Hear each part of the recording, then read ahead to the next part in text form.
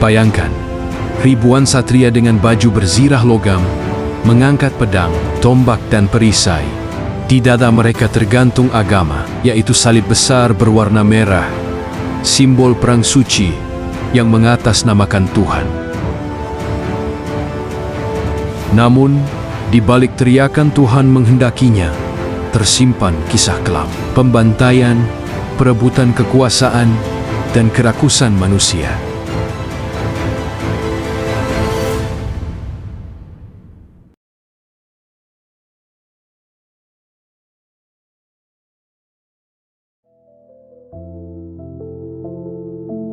Halo Sobat Porter Official, video kali ini kita akan menelusuri salah satu kisah yang paling berdarah dalam sejarah dunia, yaitu Perang Salib.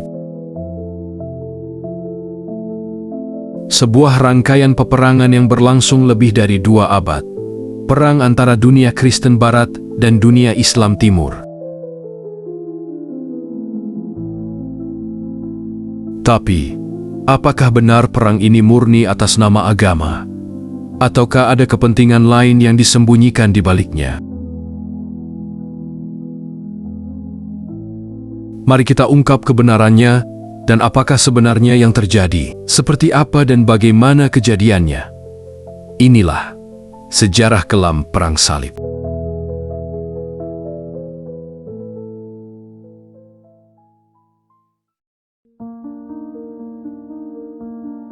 Setelah wafatnya Nabi Muhammad SAW pada abad ke-7, kekuasaan Islam berkembang pesat hingga menaklukkan Yerusalem dari Bizantium. Yerusalem adalah kota suci 3 agama bagi kaum Yahudi. Yerusalem adalah tempat bait suci bagi orang Kristen.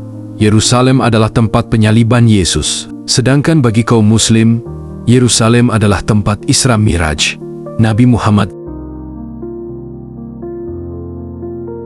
Selama berabad-abad, peziarah Kristen masih diperbolehkan datang ke sana dengan damai.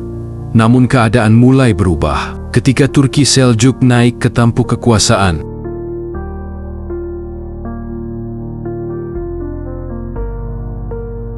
Pada tahun 1071, dalam pertempuran Manzikert, Bizantium dikalahkan.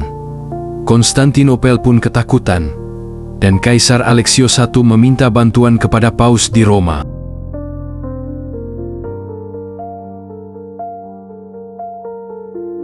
Dan permintaan ini akan memantik api yang membakar dunia selama 2 abad ke depan.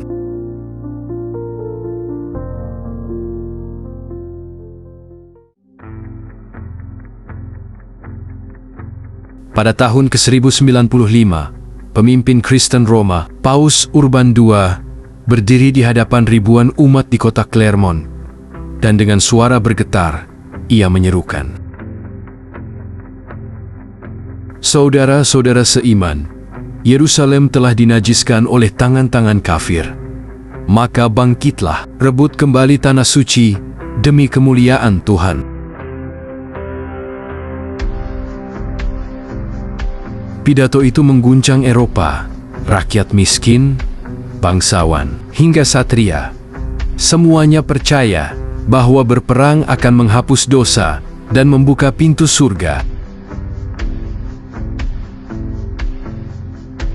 Mereka menyiapkan pedang, salib, dan keyakinan mereka tanpa menyadari bahwa mereka sedang menuju neraka dunia yang sesungguhnya.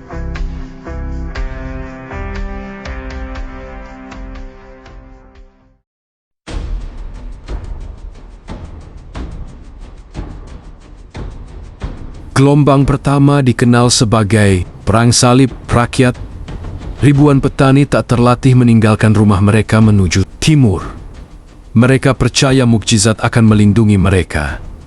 Tapi di Anatolia, ribuan dari mereka terbantai bahkan sebelum mencapai Yerusalem.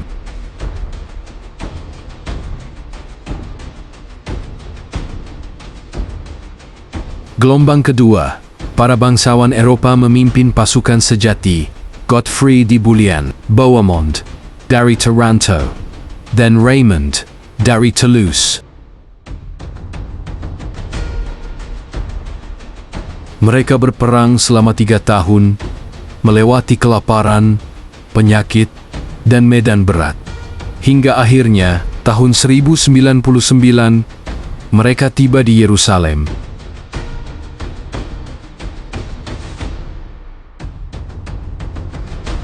Setelah pasukan perang salib menembus gerbang kota, dimulailah pembantaian yang tak terbayangkan. Sejarawan Muslim mencatat bahwa darah mengalir seperti sungai di jalan-jalan Yerusalem. Laki-laki, wanita, anak-anak tidak ada yang selamat.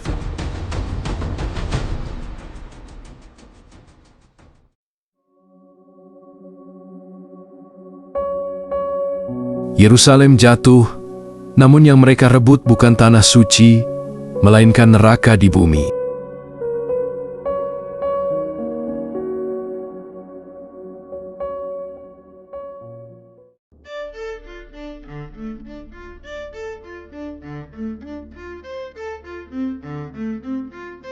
Dunia Islam kala itu terpecah menjadi 3 kekuatan besar. Fatimiyah di Mesir, Seljuk di Suriah, dan Persia. Namun di tengah kekacauan, muncul sosok pemersatu, yaitu Nuruddin Zanki, sang penguasa Aleppo. Ia membangun pasukan jihad yang disiplin, dan di bawah bimbingannya, lahirlah seorang jenderal muda pemberani. Dia adalah Salahuddin Al-Ayyubi. Salahuddin bukan hanya seorang pejuang, tapi juga pemimpin yang berilmu dan berjiwa besar. Bahkan musuh-musuhnya menghormatinya karena kemurahan hatinya. Ketika Perang Salib kedua tahun 1147 sampai 1149 gagal total, Salahuddin mulai menyatukan Mesir dan Suriah dan bersiap merebut kembali Tanah Suci. Tahun 1187, di dataran Hattin, dekat Danau Tiberius, pasukan Islam di bawah pimpinan Salahuddin berhadapan dengan pasukan salib Yerusalem.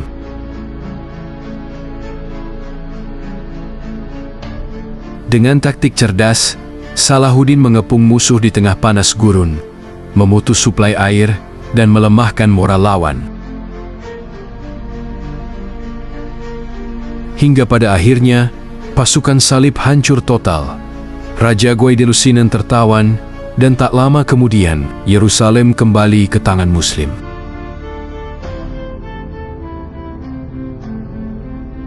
Namun tak seperti penyerangan pasukan salib dulu, Salahuddin melarang pembunuhan.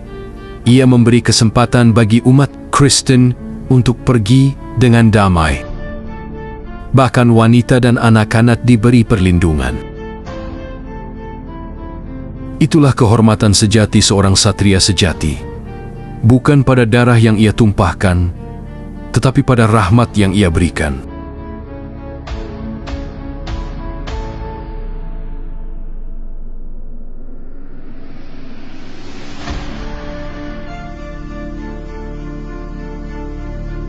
Kekalahan di Yerusalem membuat raja-raja Eropa murka. 3 raja besar pun bangkit. Richard Sihati, singa dari Inggris, Philip II dari Prancis, dan Frederick Barbarossa dari Jerman. Namun perjalanan panjang, penyakit, dan intrik politik membuat kekuatan mereka terpecah. Yang tersisa hanyalah duel kehormatan antara 2 tokoh besar, Richard Sihati Singa dan Salahuddin Al-Ayyubi. Meskipun mereka berperang sengit, namun keduanya saling menghormati. Bahkan Salahuddin mengirimkan dokter pribadi untuk merawat Richard yang sakit. Akhirnya, pada tahun 1192, keduanya menandatangani perjanjian Ramla, di mana dalam perjanjian tersebut pihak Salahuddin memberikan kebebasan bagi peziarah Kristen untuk ke Yerusalem. Dan perang suci pun berubah menjadi perang kehormatan.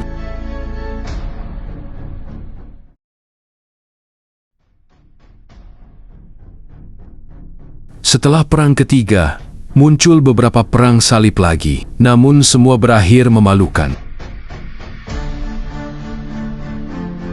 Pada Perang Salib keempat tahun 1202 sampai 1204, malah menyerang sesama Kristen di Konstantinopel. Perang Salib anak-anak 1212 berakhir tragis. Ribuan anak meninggal atau dijual sebagai budak. Hingga akhirnya, pada tahun 1291, benteng terakhir pasukan salib di timur, Acre, jatuh. Dunia menyaksikan akhir dari 2 abad peperangan atas nama Tuhan.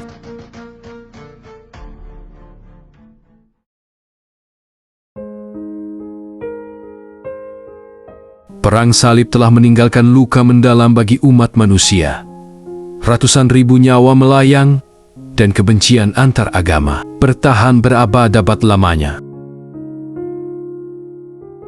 Namun, dari kegelapan itu, kita belajar agama seharusnya menuntun manusia menuju kedamaian, bukan menjadi alasan untuk membunuh sesama.